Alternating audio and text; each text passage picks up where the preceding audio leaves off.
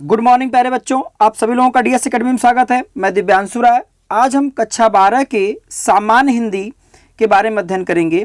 और ये जो सामान्य हिंदी का हमने मोस्ट इंपॉर्टेंट प्रश्न लिए हैं और ये सभी हमारे यूपी बोर्ड 2022 की परीक्षाओं के लिए अति महत्वपूर्ण प्रश्न हैं।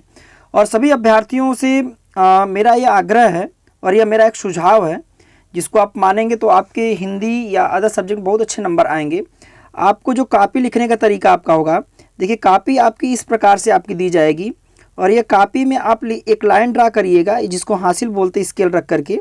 इस स्केल से आप हासिल खींचने के बाद जो भी प्रश्न आपको करना होगा या आप बीच में हेडिंग डालिएगा, जैसे स्केच पेन का प्रयोग करिएगा।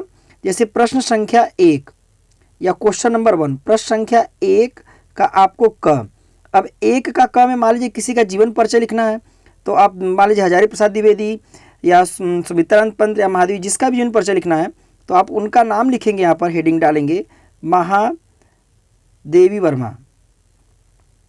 ठीक, इसके बाद इस हेडिंग के अंतर्गत आप लिखेंगे और ये जो लाइन होगा, इस लाइन के आप इस पार आपको नहीं आना है, ना किसी तरह क्वेश्चन नंबर डालना है, कुछ भी नहीं डालना है। ये लाइन आपको खाली छोड़ना है, क्योंकि जो भी अध्यापक होंगे या परीक्षक होंगे वह कॉपी जब चेक करते हैं तो मूल्यांकन करते समय नंबरिंग आपका इधर ही देते हैं, हासिल जिस साइड आप खींचे रहेंगे। और देखिए, किसी भी अभ्यर्थी को किसी भी हालत में कोई भी प्रश्न को छोड़ना नहीं है, चाहे वो कक्षा 10 का अभ्यर्थी हो, चाहे वो कक्षा 12 का अभ्यर्थी हो। एक भी प्रश्न को आपको छोड़ना नहीं है। आपको प्रश्न यदि नहीं आ रहा है तो उसको आप लास्ट में उस प्रश्न को हल करिएगा या लिखने का प्रयास करिएगा। यदि एकदम नहीं आ रहा है तो उसके स्थान पर जो भी प्रश्न आप उस चैप्टर से संबंधित यदि आप पढ़ कर गए हैं तो उसको आप आसानी से पढ़ करके उसको आप हल करिएगा, लिखिएगा। ये ऐसा ना रहे कि कोई भी प्रश्न आपको छोड़कर आना नहीं है। और हिंदी के पेपर में सभी अभ्यर्थियों से यह आग्रह है कि आपके जो बहुविकल्पी प्रश्न होंगे, यदि बहुविकल्पी प्रश्न में आपको यदि सभी प्रश्न सही लग रहे हैं तब तो उसको सबसे पहले करिएगा। यदि आपको कन्फ्यूजन है कि मेरा 10 प्रश्न में से 4 प्रश्न गलत हो सकते हैं, 5 प्रश्न गलत हो सकते हैं, तो उन सभी प्रश्न को आपको पहले नहीं लिखना है। या बहुविकल्पी प्रश्न को आप पेपर के लास्ट में 10 मिनट का टाइम निकाल करके उसको आप लास्ट में लिखिएगा। क्योंकि मूल्यांकन करते समय यदि आपके 10 प्रश्न में से यदि 5 आपके गलत हो गए तो जो परीक्षक होगा, कॉपी चेक करेगा, तो 50% के हिसाब से नंबर आपको देना स्टार्ट कर देगा। जैसे आपका 10 नंबर का आप लिखे रहेंगे तो आप 5 नंबर देगा, क्योंकि बहुविकल्पी पहले ही आपका 5 नंबर का आपका गलत हो चुका है, तो उससे आपके नॉलेज का पूरा अंदाज़ा लगा लेता है। तो इसलिए यदि आपको कोई भी कन्फ्यूजन हो पहले प्रश्न में, तो पहले दूसरे तीसरे प्रश्न को आप एकदम मत करिए, उसको आप लास्ट में करिएगा और बहुविकल्पी प्रश्न को आप आखिरी में करिएगा। ठीक है, मेरा ये सुझाव है, जिससे कि आपको अच्छे अंक प्राप्त होंगे। नहीं तो फिर वो रेशियो वाला नंबर मिलता जाएगा, जो आपके लिए समस्या होगा और परसेंटेज में थोड़ी कमी आ जाएगी। और किसी भी अभ्यर्थी को कोई प्रश्न आपको छोड़ना नहीं है। चलिए देखिए, आज का जो हमने हिंदी का मोस्ट इंपॉर्टेंट प्रश्न लिया आपका है। देखिए, अब इसमें सबसे ज़्यादा दिक्कत होती है ऑब्जेक्टिव क्वेश्चन में, कि बच्चों को समझ में नहीं आता ऑब्जेक्टिव क्वेश्चन किस टाइप से आएंगे। तो हमने यहाँ पर 20 प्रश्न ऑब्जेक्टिव लिए हैं, आप इसको ध्यान से देखिएगा और इससे संबंधित आपके प्रश्न पूछे जा सकते हैं। देखिए, पहला प्रश्न आपको दिया गया है, हिंदी प्रदीप के संपादक थे। तो हिंदी प्रदीप के संपादक जो थे उनका नाम था बालकृष्ण भट्ट। हिंदी प्रदीप के संपादक जो थे वो हमारे कौन थे? बालकृष्ण भट्ट थे। अब देखिए, दूसरा प्रश्न आपको दिया गया है कि ब्राह्मण पत्रिका के संपादक थे। ब्राह्मण पत्रिका के संपादक प्रताप नारायण मिश्र थे। ब्राह्मण पत्रिका के संपादक कौन थे? तो ब्राह्मण पत्रिका के संपादक प्रताप नारायण मिश्र थे। इसके बाद देखिए, तीसरा प्रश्न लिया गया है कि आनंद कादम्बिनी पत्रिका का संपादन करते थे। कौन करते थे? बद्री नारायण चौधरी। कौन करते थे भाई? बद्री नारायण चौधरी करते थे। तो इसमें आपका ये, इसके बाद देखिए चौथा प्रश्न आपको दिया गया है, काशी नगरी प्रचारिणी सभा की स्थापना की थी। किसने की थी? श्याम सुंदर दास ने। काशी नगरी प्रचारिणी सभा की स्थापना किसने की थी? तो श्याम सुंदर दास ने किया था। अब देखिए, इसके बाद आपको दिया गया पांचवा प्रश्न, निंदा रस निबंध की रचनाकार हैं। निंदा रस निबंध की रचनाकार हैं। तो निंदा रस के रचनाकार जो हैं उनका नाम है हरिशंकर परसाई। हरिशंकर परसाई। हरिशंकर परसाई हैं। इसके बाद देखिए 6वां प्रश्न आपको दिया गया है कि चिंतामणि के रचनाकार हैं, चिंतामणि के रचनाकार हैं, तो इसके रचनाकार आपके हैं आचार्य रामचंद्र शुक्ल, आचार्य रामचंद्र शुक्ल चिंतामणि के रचनाकार हैं। इसके बाद देखिए 7वां प्रश्न दिया गया है शिक्षा के उद्देश्य निबंध के लेखक हैं, शिक्षा के उद्देश्य निबंध के लेखक हैं, तो इसके लेखक आपके डॉक्टर संपूर्णानंद। शिक्षा के उद्देश्य निबंध के लेखक जो हैं वो आपके डॉक्टर संपूर्णानंद। देखिए इसमें प्रश्न आपको ऐसे ही पूछा जा सकता है कि शिक्षा का उद्देश्य किस प्रकार की रचना है, उसमें आपको उपन्यास दे देगा, निबंध दे देगा, इस टाइप से भी प्रश्न आपसे पूछे जाएंगे। तो यही 20 प्रश्न आप अच्छे तरीके से देख लेंगे तो हमें जहाँ तक लग रहा है कि आपके यूपी बोर्ड की परीक्षाओं में इसी प्रकार से इसी संबंधित प्रश्न आपके आ सकते हैं। देखिए इसके बाद आपका 8वां प्रश्न आपको दिया गया है कि आवारा मसीहा नामक जीवनी विधा की रचना के लेखक हैं, आवारा मसीहा नामक जीवनी विधा के रचना के लेखक हैं, तो इसके लेखक आपके हैं विष्णु प्रभाकर, इसके लेखक आपके हैं आवारा मसीहा के तो विष्णु प्रभाकर जी हैं। इसके बाद देखिए 9वां प्रश्न आपको दिया गया है कि हिंदी का पहला मौलिक उपन्यास है, हिंदी का पहला मौलिक उपन्यास है तो हमारा है परीक्षा गुरु, हिंदी का पहला मौलिक उपन्यास आपका है परीक्षा गुरु। अब देखिए 10वां प्रश्न आपको दिया गया है एकांकी के जनक माने जाते हैं, एकांकी के जनक माने जाते हैं, तो इसका आंसर आपका होगा डॉक्टर राम कुमार वर्मा, एकांकी के जनक माने जाते हैं, तो एकांकी के जनक जो माने जाते हैं उनका नाम आपका है डॉक्टर राम कुमार वर्मा जी हैं। यह भी आपके इंपॉर्टेंट प्रश्न आपका है। और देखिए 11वां प्रश्न आपको दिया गया है केदारनाथ पांडे, केदारनाथ पांडे किस लेखक का वास्तविक नाम है, केदारनाथ पांडे किस लेखक का वास्तविक नाम है। और देखिए एक प्रसिद्ध लेखक हैं जिनका नाम है राहुल संकृत्यायन, यह हमेशा घूमने की जिज्ञासा की बात की हैं, तो केदारनाथ पांडे किस लेखक, केदारनाथ पांडे किस लेखक का वास्तविक नाम है, तो राहुल संकृत्यानंद का नाम जो है वो आपका है केदारनाथ पांडे। अब देखिए 12वां प्रश्न, देखिए यह अति महत्वपूर्ण प्रश्न आपका है क्या भूलूं क्या याद करूं की रचना विधा है, यह किस प्रकार की रचना है, तो यह हमारी है आत्मकथा, क्या भूलूं क्या याद करूं की रचना विधा है, तो यह आपका है किस प्रकार की विधा है, तो यह आत्मकथा है जिसके लेखक आपके हैं हरिवंश राय बच्चन जी, हरिवंश राय बच्चन जी, यह आपके क्या भूलूं क्या याद करूं की रचना के लेखक हैं। और ये रचना किस प्रकार की विधा है, तो यह हमारी आत्मकथा है। देखिए इसके बाद 13वां प्रश्न पूछा गया है पृथ्वीपुत्र निबंध संग्रह है, पृथ्वीपुत्र निबंध संग्रह है, तो यह आपके जो लिखे हैं इनका नाम है वासुदेव शरण अग्रवाल, वासुदेव शरण अग्रवाल है। इसके बाद देखिए 14वां प्रश्न आपको दिया गया है कि स्कंदगुप्त, स्कंदगुप्त नाटक के लेखक हैं, स्कंदगुप्त नाटक के लेखक हैं, तो इसके लेखक आपके हैं जयशंकर प्रसाद, स्कंदगुप्त नाटक के लेखक हैं, तो इसके लेखक का नाम आपका है जयशंकर प्रसाद।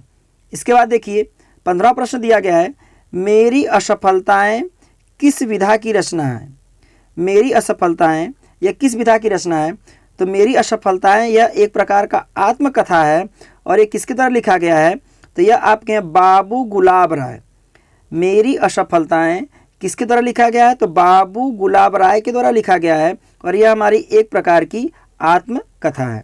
इसके बाद देखिए 16वां प्रश्न आपको दिया गया है कि हंस नामक पत्रिका के संपादक थे, हंस नामक पत्रिका के संपादक थे, तो यह आपके संपादक जो थे मुंशी प्रेमचंद्र जी। अब देखिए मुंशी प्रेमचंद से संबंधित आपके प्रश्न पूछे जा सकते हैं कि इनके कौन कौन से उपन्यास हैं, सबसे प्रमुख उपन्यास कौन कौन से हैं, तो ऐसे ही प्रश्न आपके पूछे जाएंगे। तो जिन कवि का नाम हम यहाँ पर ले रहे हैं तो उनसे संबंधित भी आपके प्रश्न इधर उधर से घुमा करके पूछे जा सकते हैं।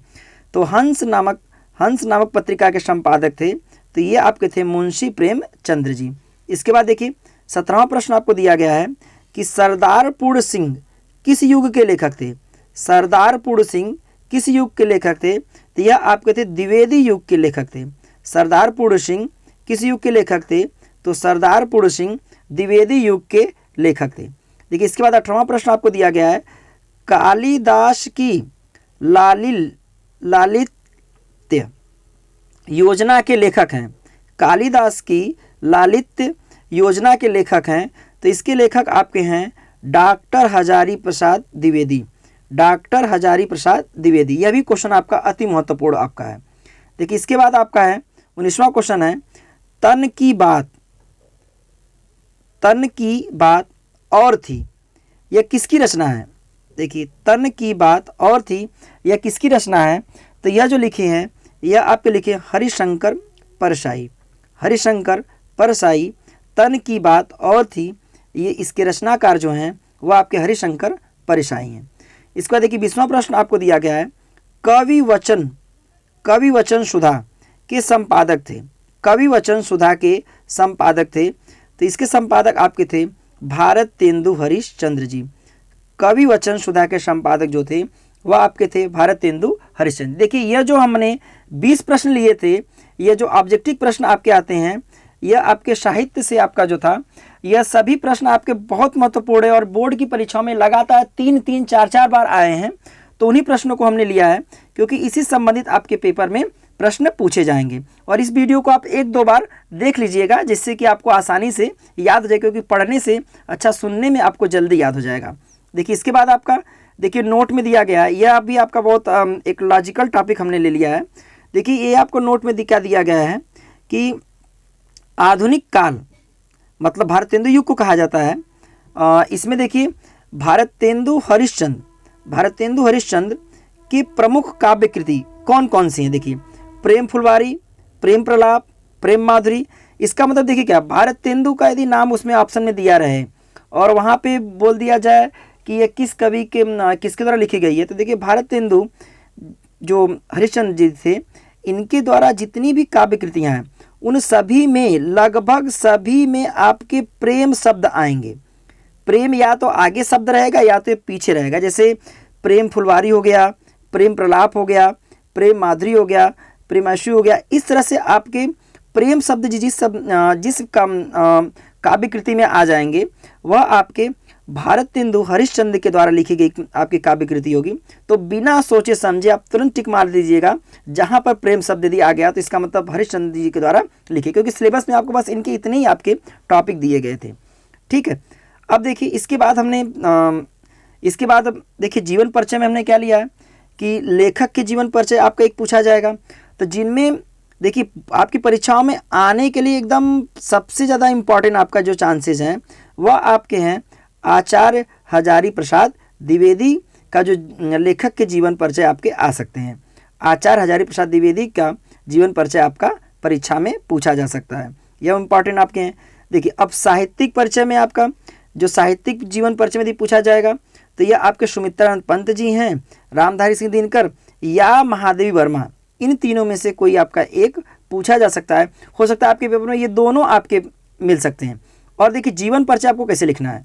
जीवन परिचय लिखने के लिए आपको कुछ नहीं करना है। देखिए जीवन परिचय में आपको अच्छा नंबर यदि गेन करना है तो जिसका भी जीवन परिचय, मान लीजिए आपने दे दिया महादेवी वर्मा। अब महादेवी वर्मा का आपको जीवन परिचय लिखना है तो आप लिखेंगे क्या। देखिए आप लोग क्या करते हैं कि पूरी इनकी कहानियां लिख देते हैं और सही लिखते हैं, तब भी नंबर आपको नहीं मिलते। 5-5 नंबर जीवन परिचय 10 नंबर के आते हैं और 10 में आपको मिलेंगे कितने, 4-5 मिलते हैं। तो किस प्रकार से लिखा जाए कि आपके जीवन परिचय में अच्छे नंबर मिले, तो आप जीवन परिचय में जो आप क्या करिएगा, हेडिंग डालिएगा जैसे महादेवी वर्मा है। अब महादेवी वर्मा के बारे में आप एक बॉक्स बना दीजिएगा इस टाइप से ऐसे। अब इसी बॉक्स में ब्लैक पेन से लिखिएगा कि इनका जन्म कब हुआ था, इनकी मृत्यु कब हुई थी, इनके पिता का क्या नाम था, इनके माता का क्या नाम था, और ये इनका जन्म कहाँ पर हुआ था, इनकी रचनाएं क्या क्या हैं। इतना आप सिर्फ लिख देंगे एक बॉक्स में बना करके, थोड़ा बॉक्स आपका बड़ा होना चाहिए, लिख करके इसको बॉक्स में आप ब्रैकेट में कर देंगे। तो एग्जामिनर क्या करेगा, उसको क्या चाहिए कि इनका जन्म सही होना चाहिए, मृत्यु सही होना चाहिए, पिता का नाम क्या है, इनके बचपन का नाम क्या है, इनकी कृतियाँ क्या हैं, इनकी जन्मस्थली जगह का क्या नाम है और इनकी रचनाएं क्या। बस इतना आपको देखना रहता है। तो इस बॉक्स से ही आपको उनको पता चल जाएगा कि आपके पास कितना ज्ञान है। आपको जो सटीक आंसर आप फिर उसके बाद कहानियाँ बनाकर लिख दीजिएगा। तो यह आप इतने लाइन यदि कर देंगे तो आपके 5 में एग्जामिनर बिना सोचे समझे कम से कम 4 नंबर दे सकता है और अधिक से अधिक आपको 5 का 5 नंबर आपको दे सकता है। ठीक है, तो जीवन परिचय आपको इसी प्रकार से लिखना है। इसके बाद देखिए संस्कृत में आपको जो पद्यांश आएगा, तो संस्कृत पद्यांश में जो सबसे इम्पॉर्टेंट आपका चैप्टर है यह आपका है सुभाषी रत्नानी। यह आपका चैप्टर मोस्ट इंपॉर्टेंट है, इससे आपके परीक्षा में कन्फर्म आपके एक पद्यांश आपको दिए जाएंगे, बोला जाएगा कि इसके संदर्भ लिखिए, प्रसंग ऐसे आपको दिया जाएगा। तो इस चैप्टर को आप देख लीजिएगा, अच्छे तरीके से देख लीजिएगा, क्योंकि इससे आपके दिए जाएंगे। इसके बाद देखिए रस, रस में कौन सा रस इंपॉर्टेंट आपका दिया गया है। देखिए हमें जहाँ तक लगा करुण रस और हास्य रस, करुण रस और हास्य रस में से कोई एक रस पूछा जाएगा। देखिए करुण रस और हास्य रस में आप एग्जाम्पल जब देंगे तो एग्जाम्पल में आपको मात्राओं पर ध्यान देना है कि उदाहरण आपने जो अच्छे तरीके से दे रहे हैं तो उसमें मात्राओं में कोई त्रुटि नहीं होना चाहिए, कामा कहाँ पे लगा है, ये सब आप अच्छे तरीके से ध्यान दीजिए, क्योंकि जो रस होते हैं उस रस में जो आप जो भी एग्जाम्पल देंगे वो एग्जाम्पल एकदम सटीक होना चाहिए, और एग्जाम्पल में मात्राओं पर विशेष ध्यान देना चाहिए, और मात्राओं को आप 1-2 बार लिख करके कापी पर प्रैक्टिस कर लीजिएगा। इस समय ही प्रैक्टिस कर लेंगे तो एग्जाम में आपको लिखने में कोई असुविधा नहीं होगी।